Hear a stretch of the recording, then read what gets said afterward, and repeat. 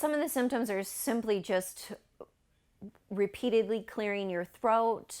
If you're eating and you have lots of times where you're taking extra drinks to get things down.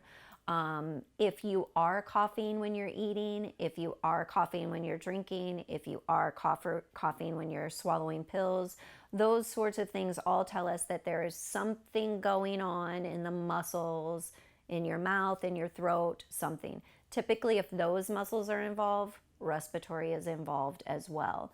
But honestly, if a patient is going to an ALS clinic, the respiratory numbers when they're getting tested are going to tell us way before typically they have their first symptom. So we're trying to be proactive about getting them on the required treatment before they ever get the symptoms, so that we're giving them the best chance at longevity of life by getting them onto that early. Sometimes patients do come to us and say, you know, I really realized that climbing a flight of stairs, I was very short of breath, and I never was like that before.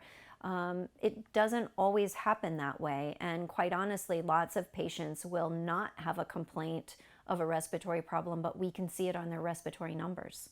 So that's one of the reasons why we monitor those respiratory values every time they come to the clinic, because most times those numbers are dropping before the first symptom is ever seen.